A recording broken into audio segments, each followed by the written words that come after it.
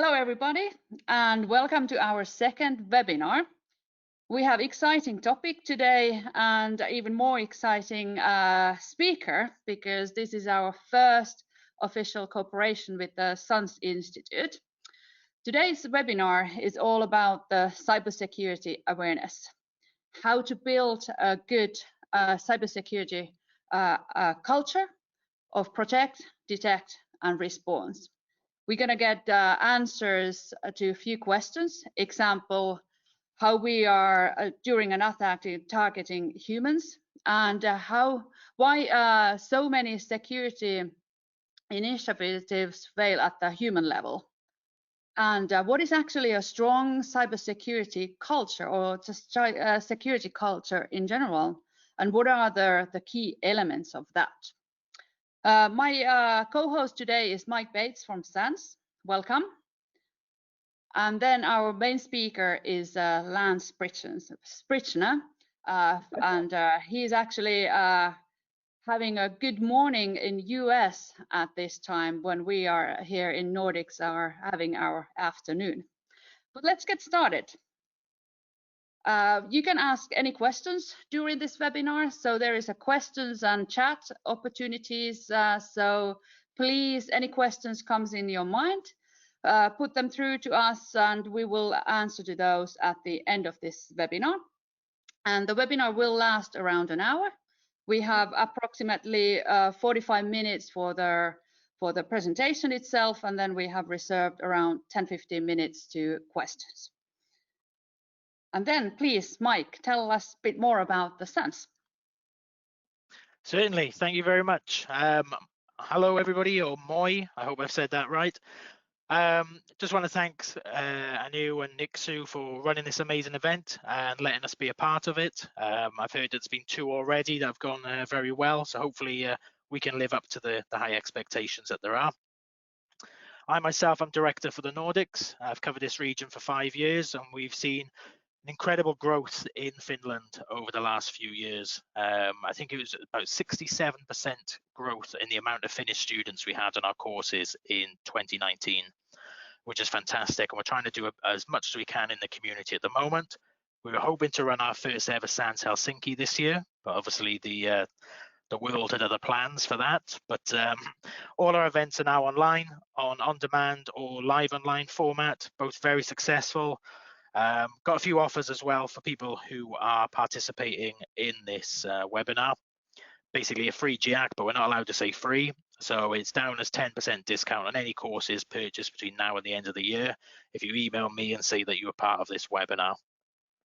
So yeah, keep up the good work, guys. I hope you enjoy Lance's talk. He is one of the most decorated instructors that we have at SUNS. The reviews that we get from his courses are excellent. He's done a lot of talks for me in the Nordics previously, and he's brilliant. So I'll let you guys crack on with it. And as Anu said, any questions, put them in the bar or drop me an email on the details below. Thank you. Thank you, Mike. And please welcome our speaker today, Lance Spitzner. Lance is a professional who has been working in cybersecurity industry over 20 years, and he has been working in many different organizations, and has been working in this topic in 25 countries. So I think today we have the man who knows how to build the cybersecurity culture in your company. Please welcome. All right, folks. Hey, good morning, good afternoon, and good evening.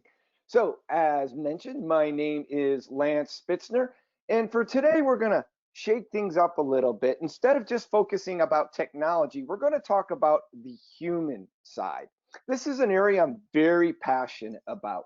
Now, I've been in cybersecurity for well over 20 years, and the first 10 years or so were very technical. So I worked with a company called Sun Microsystems, traveling the world, securing data centers, firewalls, routers, network front, all that good stuff. But about 10 years ago, I really switched to the human side. 2 reasons. 1, it's just that's where my passion is.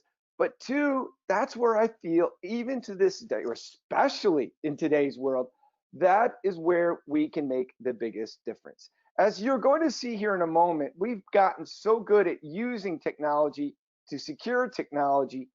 In many ways, we're hitting the point of diminishing returns. We need to also address the human element. So this is not a talk about one or the other. This is about we need technology, but now we're mature enough where we also need to take in the human element, or we're just going to continue to lose the battle. So this the title is about culture, and we're going to be focusing on culture, but really this is just about the human side. So what I'm going to do is explain the problem, but also I'm going to give you 3 takeaways, 3 key action items you can take back to your organization so you can improve the human side of your security program. All right, so what I'd like to do though is first start with the problem. We're going to go into the solution. We're going into the 3 action items you can take for the solution. But first, what's the problem? And by the way, as Anu mentioned, we're going to be doing questions and answers at the end. Now, based on my experience, sometimes folks in Nordics, in the Scandinavian countries, sometimes aren't good at asking questions. That is until we go out for a beer afterwards. But just keep in mind for this webcast, you've got the silly American up here. So just jump in and ask questions as we're going along. All right, so first, the problem. What is it we're dealing with? Well, unfortunately, when it comes to the human side, quite often the problem is us, the cybersecurity community. I've heard a lot of organizations, they all quite often say the human is the weakest link. But the problem is quite often it's the technical people in the security world that are causing the problem. Quite often, when I'm talking to other technical security people, I often hear, well, if they just did what I told them to do, there would be no problems. Or even worse, well, Lance, you just can't patch stupid. Now, when I hear something like that, what I really want to tell this technical security community is, you know what? Perhaps you should go look in the mirror. So as we're going to see here, the human element is key, and it's one of our biggest challenges. But traditionally, security has approached people as they are the problem, where I'm going to flip it, and I'm going to show you how the problem is we are the problem. So before we start going and blaming people, we need to take a look in the mirror. And sometimes this is not fun, but if we really want to solve the problem, it starts with us. And this is why. 20 years ago, it was very easy to hack into the Windows operating system. The default installation of any Windows computer in 2000, when I put that on the internet, a bad guy would find it and hack it in under 3 hours. Now, I know this for fact because of my research with an organization called the HoneyNet Project. Microsoft felt a tremendous amount of pain and spent the last 20 years implementing a huge number of technical controls into the Windows operating system. Nowadays, if I take a Windows computer and a default Windows computer and install that on the internet, it takes weeks or months before a bad guy can hack into it. That is until the human touches the keyboard. Once people interact with technology, game over. That's when all the risk happens. But why is that? Remember, people are like computers. You and I store, process, and transfer information. We're another human. We're the human OS. So what have we done for the human OS in the past 20 years? Compared to technology, we've done very little. So in many ways, we have failed to secure the human operating system in their terms. Even worse, as I mentioned earlier, we have become so good at using technology to secure technology that we're literally driving the bad guys to target the human. So one of the things you could say is, as we're getting better at using technology, the bad guys are simply increasing their human-based attacks. So in many ways, we have created this problem. We've done really good at securing technology, but comparatively, we've done very poorly in securing the human operating system. So we're literally driving the bad guy to target people. In many ways, we've created this problem. But it's not just the security of your workforce. It's just not about awareness and behaviors. We have to understand that people are no longer the weakest link. They are the primary attack vector. All right. This is one of my favorite ways to frame the problem. Whenever you hear somebody say people are the weakest link, we're blaming them. But when you say people are the primary attack vector, that helps better orient the problem because we've created it. And like I said, it's not just behavior and awareness, but I want to focus on culture. So, as you may have heard, in 2017, in the United States, we had an epic breach. You got to give the Americans credit because when we do a breach, we do it big. So, if you're not familiar, Equifax is a data hoarding company. They collect everything that every American does. They know what my mortgage is, what my bank account is, my finances are, my financial transactions, my credit card. They create a credit rating score for me, and that credit rating score determines if I can get loans, if I can get credit cards, things like that. So it's way beyond just name and address, but bank accounts, social security numbers, financial history got hacked. Everything hacked. Over 150 million Americans. Worst case scenario. Now, what's interesting is because the breach was of such massive scale, a lot of people don't know, but US Congress did a detailed analysis and released an outstanding breach report. It's probably the most detailed breach report I've personally seen because they go into the forensic examiners, the congressional testimony, and they create a detailed timeline. And what's interesting about this breach is if you talk to any technical people, I'll go back one slide, they tell you, well, yeah, it was an unpatched vulnerability, specifically Apache struts. So that was a patch management issue.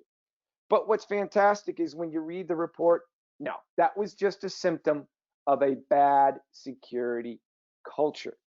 What happened was there was nobody in charge of vulnerability management because there was really nobody in charge of security. It was just chaotic, toxic environment where nobody was talking to each other. So now, as a result of that breach, radical changes in Equifax, radical changes in organizations around the world. CEO lost his job, CIO, chief security officer, things like that. But one of the key things I want to emphasize is when we're focusing on the human side of security, it's not just awareness and it's not just security behaviors. That's an important part, but it's also culture. If you have a weak culture, your other security initiatives can fail, like DevSecOps, vulnerability management, single sign-on. But if you have a strong security culture, not only is it easier to change human behavior, but your security initiatives are far more likely to succeed. So we've created, in many ways, this problem because we have focused just on technology. How can we complement that and extend that to the human side? That's what we're going to talk about today. And this is the problem we're attempting to solve. Now, I've been throwing this word culture around. And what I want to do is I want to define the term I'm using. Lots of different definitions out there. There really is no single best one, but this is the one we're going to use. When I say culture, I'm using the image of an iceberg here. And this image was taken from a security book called People-Centric Security by Dr. Lance Hayden. And Lance Hayden equates culture to an iceberg. Two reasons. One, culture, like an iceberg, is hard to move. But culture, like an iceberg, most of it you don't see. So when I'm talking about culture, I'm not only talking about what people do, their behavior artifacts, their behaviors, what they say, but I'm also talking about their beliefs, values, assumptions, perceptions, attitudes, values. what's happening up here. That's the part that's hard to see, but that's also the part so many organizations tend to ignore. So we're going to be talking about this entire iceberg when I talk about culture. Not only what people do, but what people think. Now, once again, this is where we sometimes cause problems. Many organizations, not many, but some understand this problem and they'll tell me, Lance, not an issue. We have this covered. And they'll say, we have identified one of our security team members.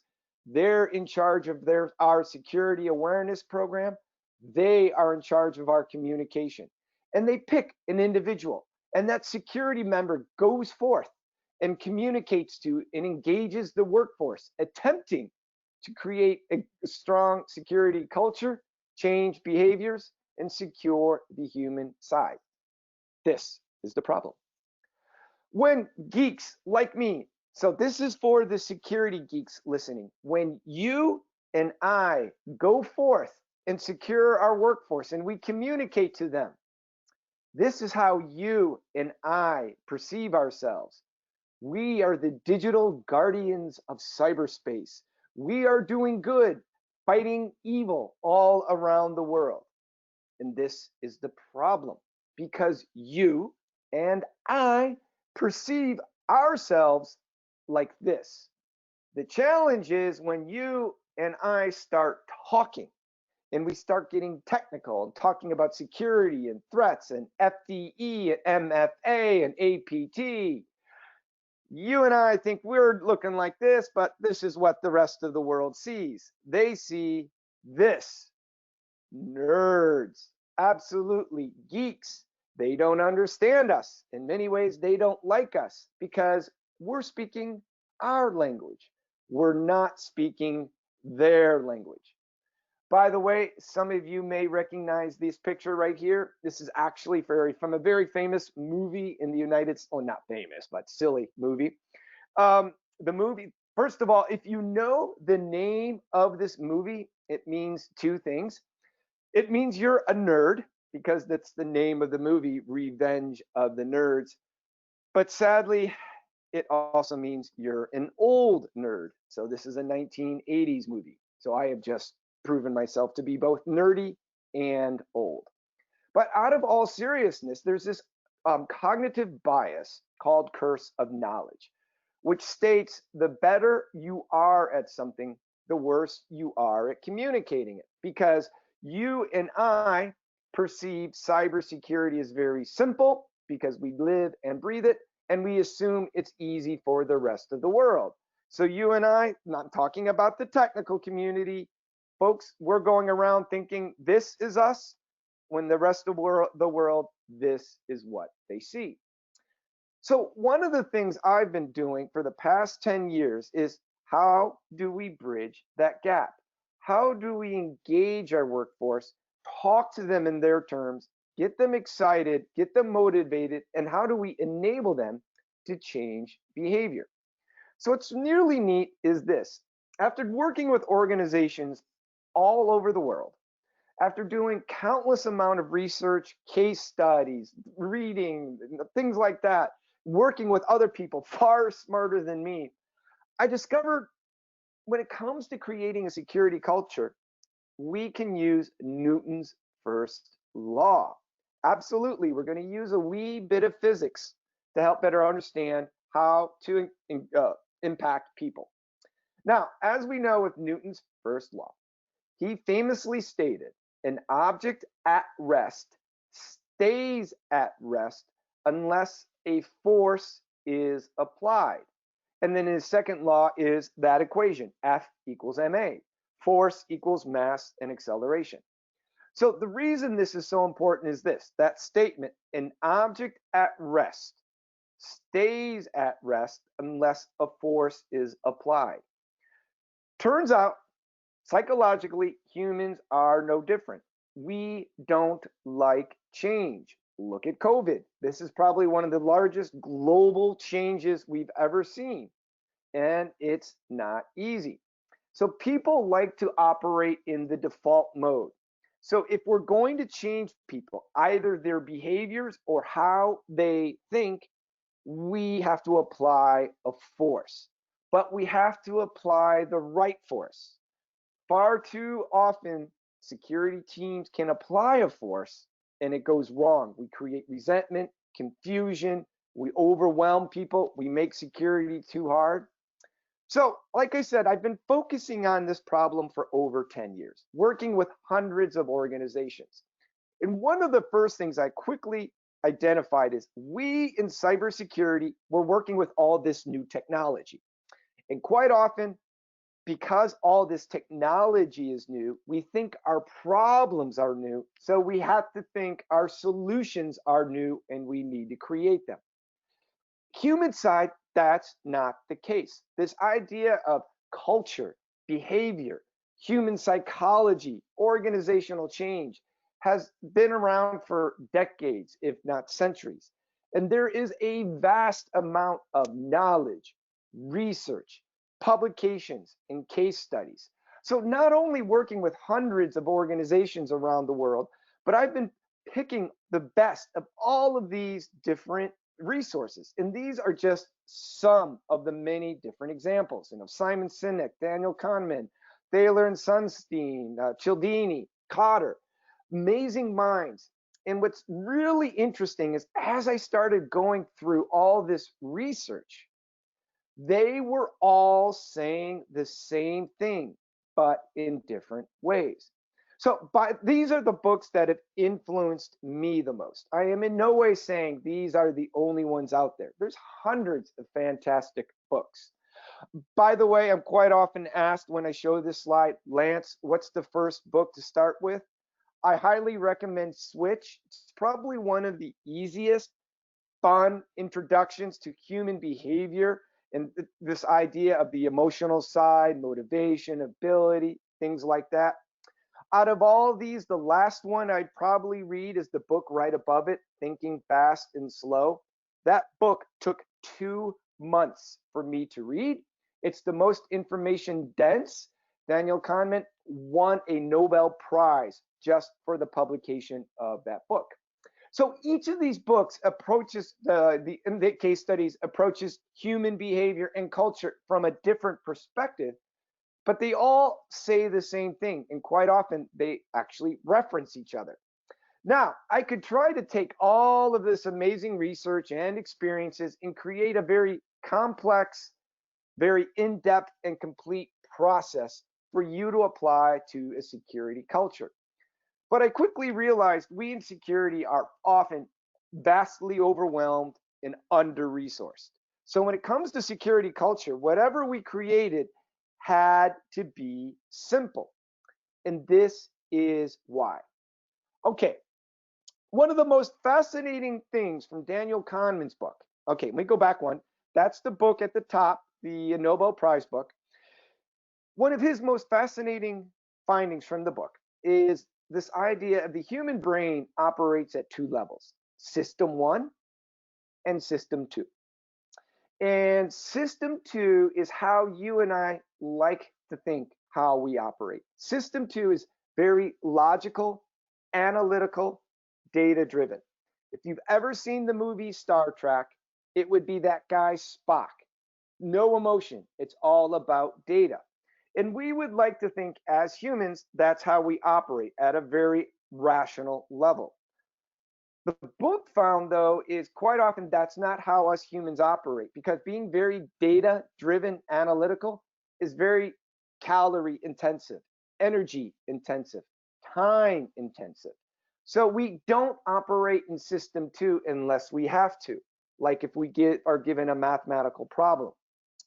By default, our human brain operates in what's called system 1. System 1 is emotion, gut reaction, instinct. And it's not bad or good. It's not system 2 is good and system 1 is bad. It's system 2 is very analytical but energy intensive. System 1 is very gut reaction, emotion. So it's much easier, but sometimes we don't get the right answers. So if Spock represents system 2, who would be the perfect character to represent System 1? That would be somebody that's probably well known, especially, go forward. This guy right here, Homer Simpson. So the whole reason I'm piecing this together is quite often when we develop these very analytical, logical security policies, we think we're developing them for Spock, when in reality, most people, including you and I, by default, we're operating in System 1, Homer Simpson. So what that means is we need to define and architect an environment for the Homer Simpson. Now, please keep in mind, I'm in no way stating people are stupid. It's not System 1 is stupid and System 2 is smart. It's just System 2 is very analytical. System 1 is very emotional. And that's the end, but System 1 is how we need to design our programs. Let me give you just a quick example, a word challenge. And this word challenge will demonstrate this concept.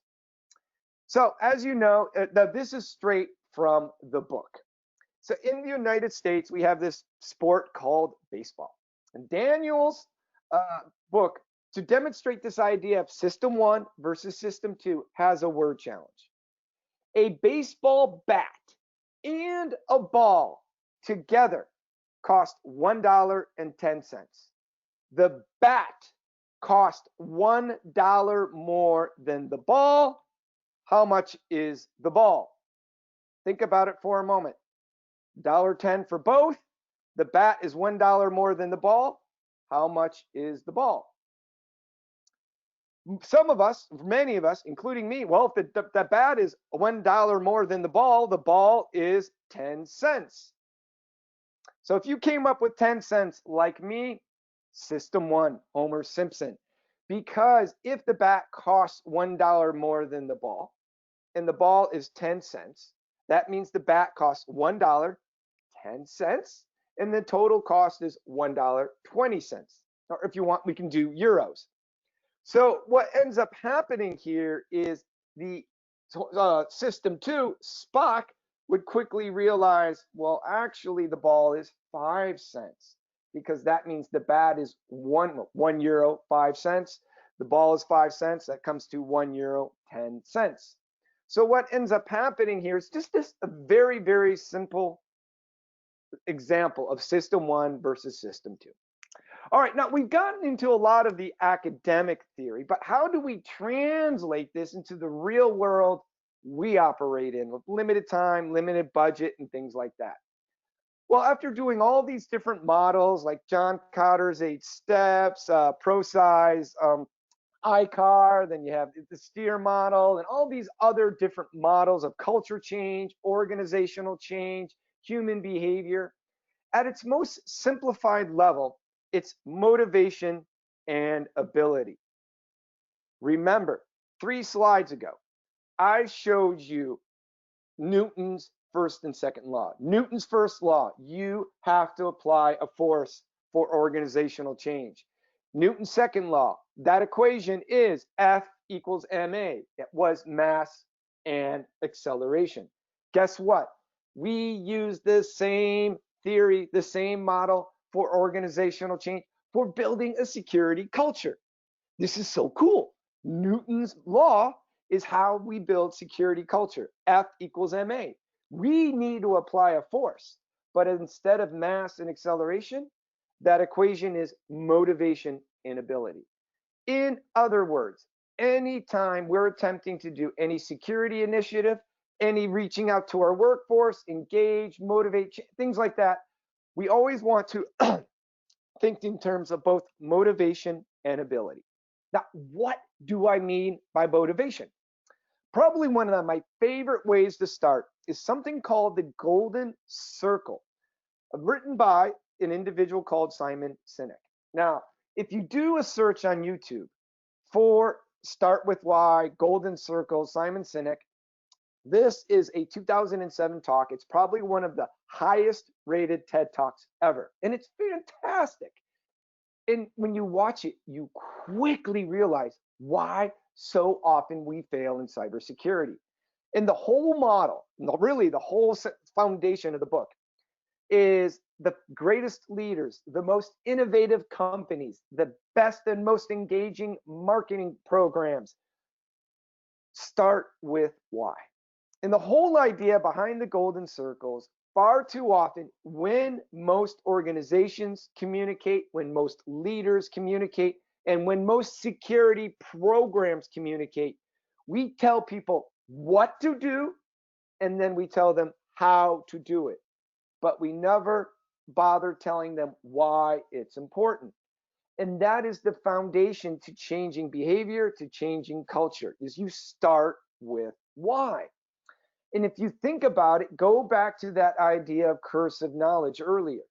Far too often, security professionals fail to even consider talking about the why. It's not that we're bad at communicating the why, it's that we never even think about it. So let me give you an example. And by the way, I don't do this golden circle justice.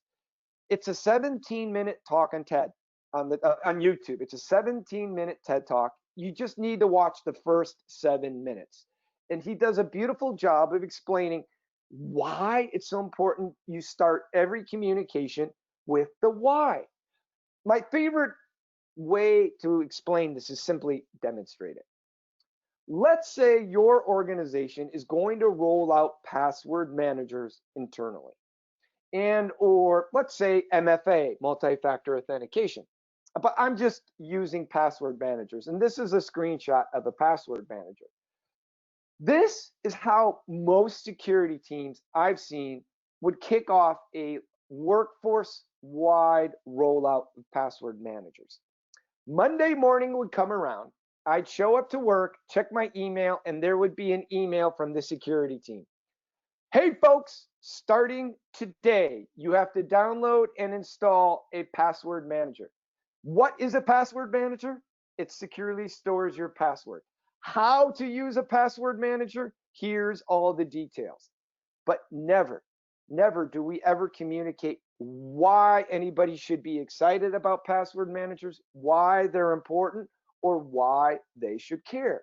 Instead of rolling out this demanding email, thou must use password manager or MFA, wouldn't it be great if there was an email going, hey, do you hate passwords?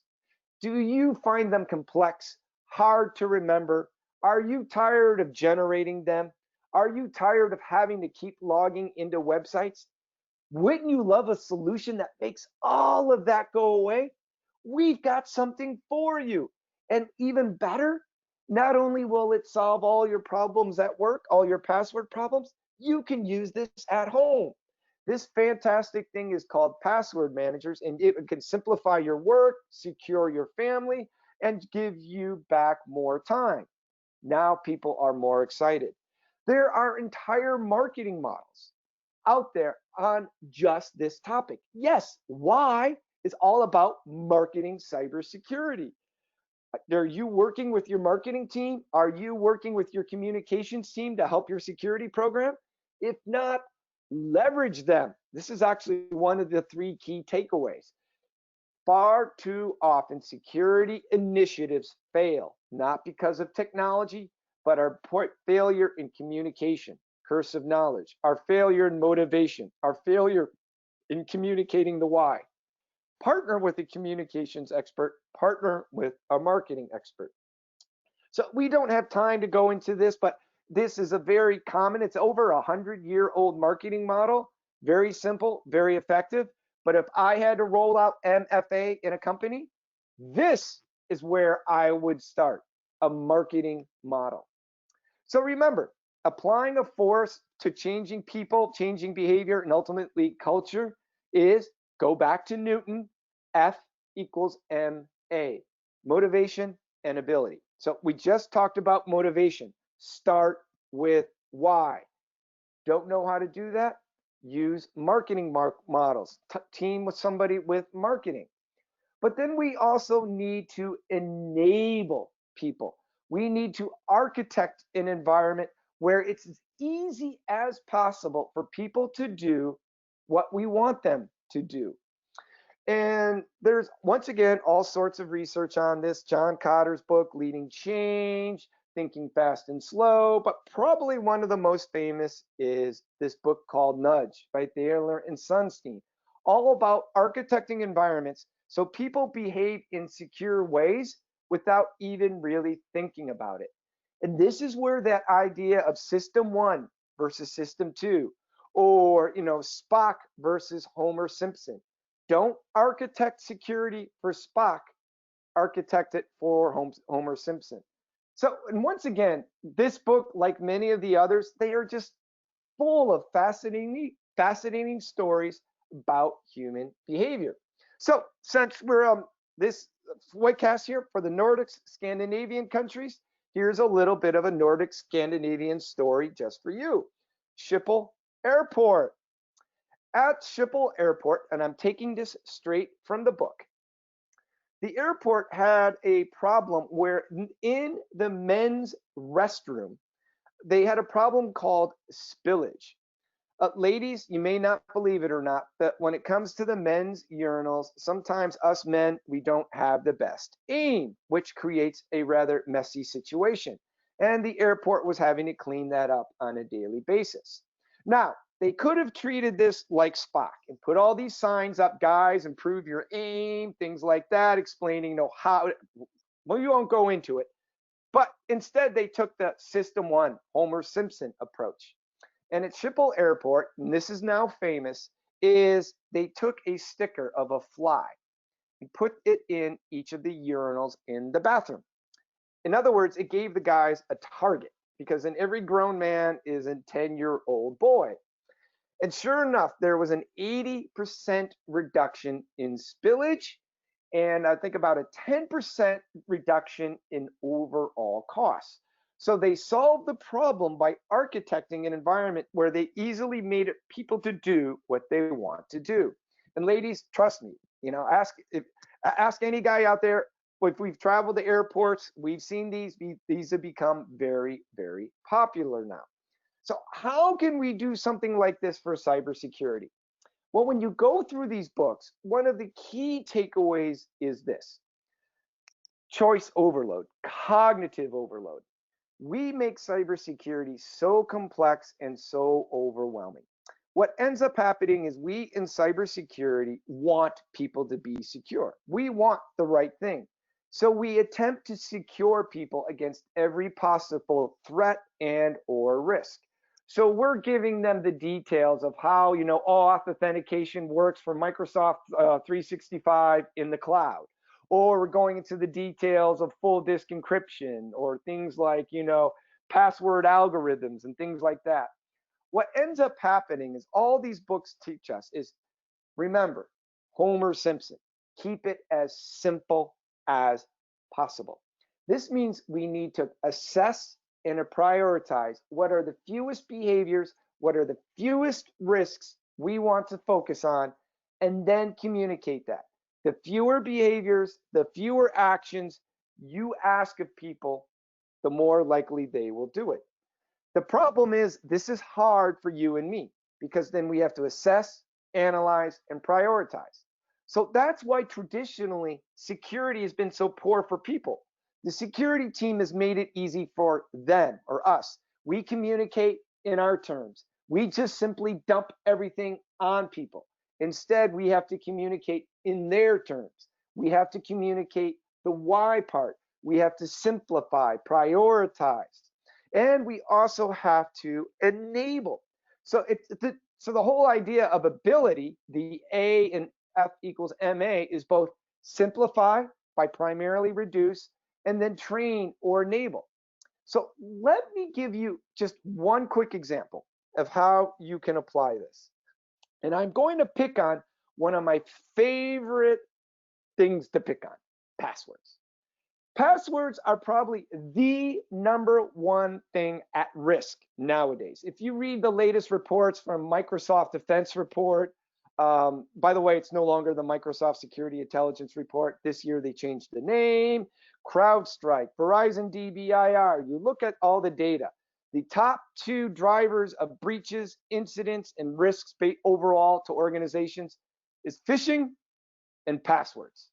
That's because the bad guys now like to use passwords. They can go native, living off the land. And once then they're in your network, if they have passwords, they don't have to hack systems.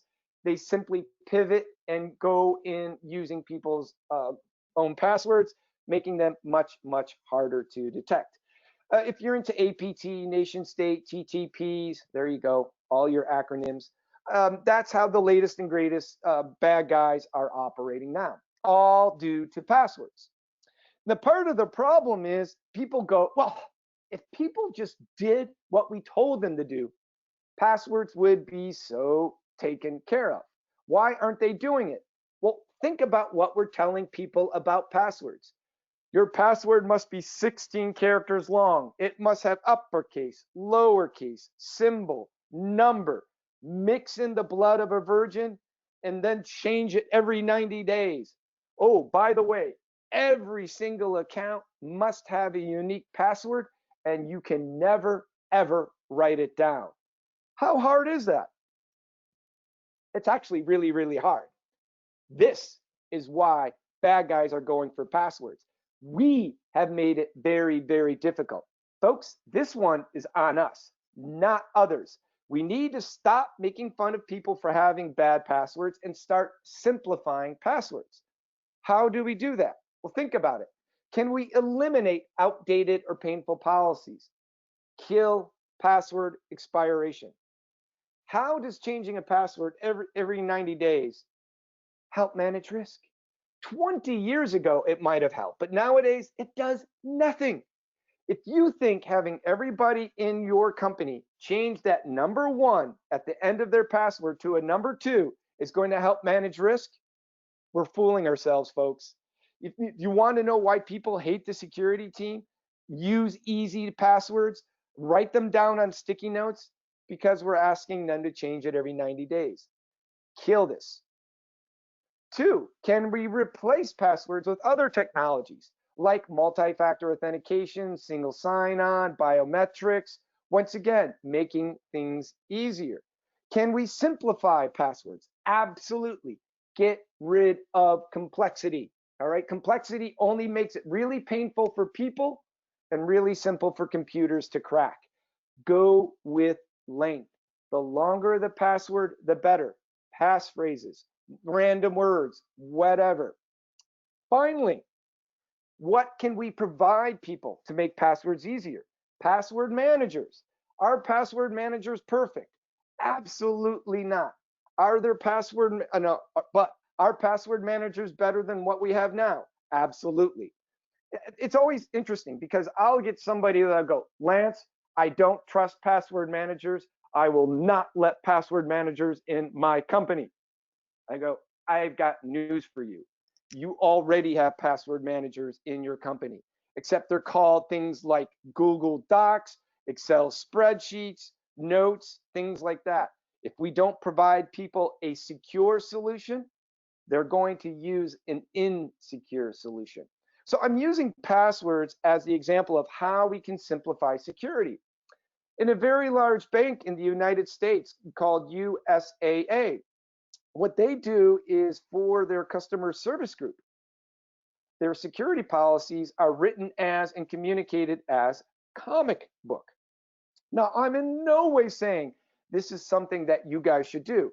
All I'm trying to demonstrate is there's a lot of different ways to both simplify our policies and better communicate our policies.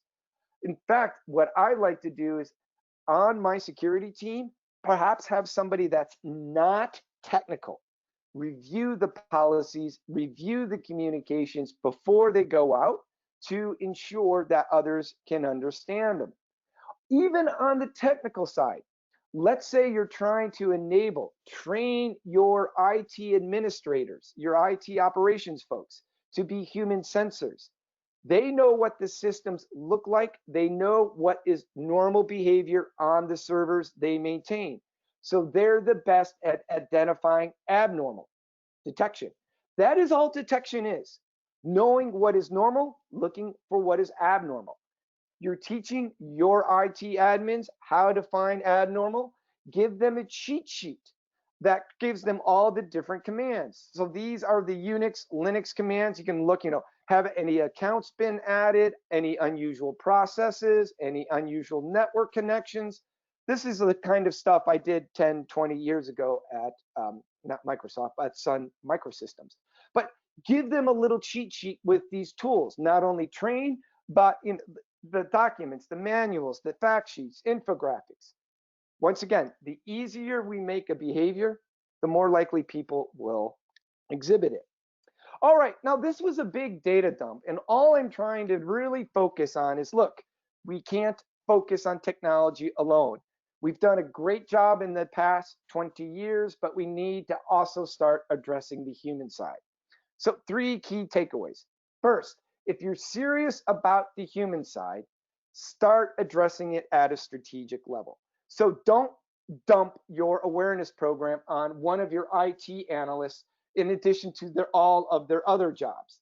You may not want a highly technical person in charge of your human program. You may want somebody with human skills.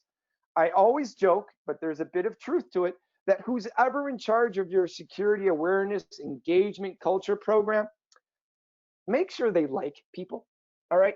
A lot of times, really good technical security people sometimes don't like people. You may not want those people in charge of the human side of your program. 2, make security simple. Yes, it is simple for you and me, but this is our job. So we really have to reduce, prioritize. And then finally, the communication part is key. Remember, start with why. We far too often jump into the what and how. If you truly want to engage and motivate, start with why. And why, not in terms of why it's important to your organization, but why it's important to them, the individual. All right, security visionary Bruce Schneier, somebody I very much admire and I've learned a great deal from. And this is a very old quote, reinforcing this concept of, as long as we perceive security as a technical challenge and a technical solution, we're going to continue to lose this battle. We have to understand there's a human side to this also. All right, I know this was fast and furious. We've got a little bit more than about 10 minutes for questions. So Anu, I'm happy to do questions, but just wanted to let you know, if you do want to chat afterwards, that's my email. And teaching a bunch of classes on behavior and culture in the coming months, right there at that URL. Otherwise, Anu, I'll go ahead and give things back to you. Yes, thank you very much, and thank you all this. It sounded so familiar, what we are also battling in our daily work. Do you want to guess how many questions we have here? I don't know. Hopefully a lot. There is so many. There is one comment, I'm up for beers. Otherwise, we have no questions. So please now ask questions. You have a absolutely good moment. I have actually drafted a few questions here. We also use, when we do awareness programs for our clients, we use the SANS maturity. And we can look at many companies, they haven't even started awareness program or any awareness activities. Sometimes they are, if there is something, it's very compliance based. What do you think then, when going forward, that kind of what's the most difficult part to jump from this non-existence and compliance based to the next level? Where is kind of the biggest issue there? Woo, good question. All right, yeah, don't mess with the finish. All right, so what happens here is, so the question is really, quite often, a lot of times when I ask, hey, do you have an awareness program, something to help manage human risk? They'll go, yes, we do. And they'll say, once a year, we do computer-based training, or, we get everybody in a room. If you're teaching people once a year, that's great for compliance, check the box, but you're not changing behavior. To really change behavior, it's a continuous, ongoing program where you're regularly outreaching to people in a variety of different ways. It could be lunch and learns, webcast, but it can also be a meme, sticker, Slack channel. And it tends to be all of the above, escape rooms, scavenger hunts. So the biggest challenge to making that step is getting somebody dedicated full time to running the awareness program, the human outreach program. So once again, if I go into an organization of say 2,000, 3,000 people, and they go, yes, we have an awareness program. And then they go, who's in charge? And they'll say, what? Anu's in charge. But, she was running our database, IT analyst, firewalls, and things like that. So we dumped the awareness program on her also because she's the only one on our team that likes people. So, but then, Anu is spending maybe 10%, 20% of her time on the awareness program and the other 80% on everything else. That's compliance. So the first biggest, most difficult hurdle is getting somebody dedicated full time to running the awareness program and making sure that individual is good with people. Okay, thank you. Now we have actually two questions. Johanna is asking, yes, keep them coming. Johanna is asking the easiest ways to measure a behavior change. Good one. Yep. So what happens, what's the, we should have people say what country they're from, and then we can have a competition. Which country asks the most questions? Norway, you'd probably be the bottom. Every time I go to Norway, the only time I can get Norwegians to ask questions is take them up for beer. So no, I'm up for beer. So long story short, the key thing is first, what behaviors do you care about? So I'm often asked, Lance, what should I measure? Well, what are your most important risks? And what are the behaviors that manage those risks? That's why phishing is so popular. It's a very common top risk that's also easy to measure. So one of the things I have actually done is I've got a big interactive spreadsheet with all these different ways to measure all these different behaviors, human behaviors, ambassador programs, culture, compliance. So I know I've got like 2 minutes, so I don't have time to explain it. But, and once again, I'll type it in the chat channel. Here's my email address, lspitzner@sans.org. If you email me, I'll be happy to send you this big interactive metrics matrix, and it'll have all these different ideas on how to measure all these different human behaviors. Ultimately, I recommend focusing on only a few behaviors, but the ones you care about the most. Okay, thank you. Then we have a couple more questions. Have you come across with security champion type of establishment within the organizations you have worked with? And if yes, have you observed that this would be an efficient ways of spreading security awareness within the organizations? So absolutely. So what security ambassador, champions, advocates, they're called many different things in different organizations. And every organization does it a little different. There's no right or wrong way. But the whole idea is instead of just you talking and pushing and teaching about security, you have volunteers embedded throughout your organization. And they're non-technical people. They're just excited to learn and help others. And you teach them about, ambassador programs. And what ends up happening is they train these ambassadors, enable these ambassadors, and these ambassadors, on average, 4 hours a month, volunteer their time to helping teach others in their office, on their team, things like that. And in some ways, with many of us working virtual now, this is a really effective way to try to stay connected at a virtual level. So ambassadors, champions, absolutely. Now, I tend to see them work well for organizations with a bit more mature awareness program. Don't start with this. Start with phishing, start with the basics, annual training, scavenger hunts, escape rooms, webcasts. And then once you get the ball rolling, then I would suggest going into ambassador programs. And it can be very informal. You just have a couple of volunteers spread out to help you out, or it can be very formal. You get budget, approval for leadership, official announcement, real titles. I've seen it work well both ways. Okay, thank you. Then we have a next question. Can you give some examples on how security training and awareness program focus on why in a clever or effective manner? So absolutely. So the simplest win for the why perspective is focus on the personal benefit. So if you think about the top risks we're dealing with today, it's things like phishing, social engineering on the telephone. It could be attacks over mobile devices, passwords, social media, cloud. Think about it. These technologies and risks we're trying to secure at work are the same technologies and risks at home. So, where I'm seeing a lot of organizations have the best, quickest return on investment is focus on how what you're teaching them secures people personally, how to secure your kids, your bank account, your retirement, your insurance, how to secure your home network. The technologies are the same, the behaviors are the same, the risks are the same, but people are far more likely to listen and engage. And it's especially important nowadays where everybody's working, not everybody, but a lot of us are virtually working from home. So this idea of how to secure your home environment is not only very effective and engaging, but are even more important, the securing the work environment because it's at home.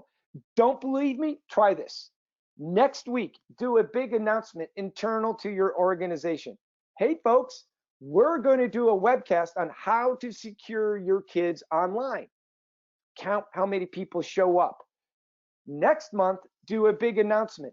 Hey, folks, we're going to do a webcast on data classification. Oh, yeah. And see how many people show up. It's probably the former. You know, you're doing a webcast on kids. So the more emotional, the more personal the benefit, the more likely you will engage. And that's probably one of the simplest, most effective approaches we're seeing. Thank you. That's actually, I'm coming from quite a strong marketing and communication background, and this is basically things that we have been always thinking. When you have your campaign, you put your objectives and you're thinking about your target audience, and you always think how you can affect their emotions. The more emotions you touch, the better is the results. And actually, this mobile, say? No, go. Yeah. So one thing is just the mobile is a good example. As a marketer, I always wanted to be on mobile because I knew that that's always a personal tool. Well, nowadays the computers, especially the computers, the work computers should be personal, but sometimes they also given to kid. But when you get closer to heart, you get normally the better is the results of the campaign. I guess we don't have any more questions. There is a couple thank yous here. And then I would also like to tell that there is now Finnish version available of the Ouch newsletter, which is sent out by SANS. And Johanna is actually doing the translation for that. So also thank you for Johanna for providing us Finns good news in our local language. That's actually something that it's good thing in the learning that you do localize stuff as well, because people in marketing, they also tend to react more in their local languages. So that's always good to keep in mind.